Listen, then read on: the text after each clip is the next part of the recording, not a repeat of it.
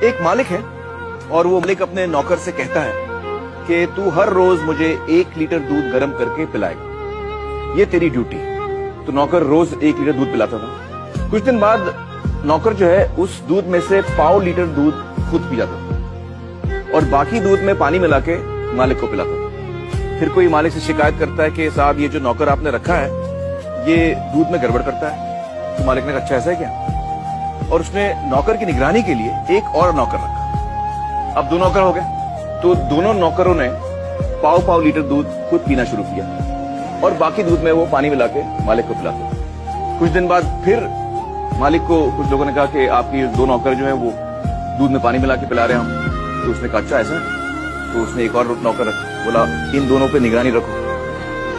अब 3 नौकर हो गए, तो तीनों 1.5 लीटर दूध पीते थे। मालिक को 1.5 लीटर दूध में पानी मिला के पिलाते थे। मालिक की तबीयत भी थोड़ी कमजोर होने लगी, थोड़ा वीक हो गया वो।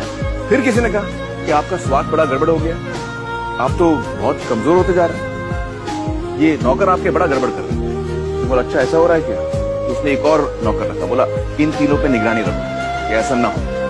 अब जब 4 नौकर रख लिए तो दूध तो 1 ही लीटर था।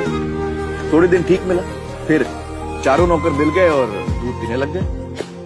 अब मालिक को क्या पिलाए, तो वो क्या करते थे कि जब मालिक सो जाता था तो जो दूध पे थोड़ी मलाई जमती है ना ऊपर, वो मलाई लेके मालिक की मूंछ पे लगा देते थे। सुबह मालिक उठ के कहते कि बड़ी भूख लग रही है, तुम लोगों ने रात को दूध नहीं पिलाया। तो कहते नहीं मालिक पिलाया, आपका हाजमा खराब है, आपकी तबीयत ठीक नहीं है। तो कहता क्यों कैसे, और फिर वो मालिक को आईना दिखा, कहते ये देखिए साहब अभी भी प्रूफ है। कौन सा प्रूफ है, आपके मूंछ पे देखिए मलाई जमी हुई है। तो अब मुझे बताइए दोस्तों, ये कहानी है या हकीकत है? हकीकत है। तो इसमें मालिक कौन है और नौकर कौन है? हाँ आप बताइए। इसमें मालिक जो है जनता है और नौकर जो है वो सरकार है। हाँ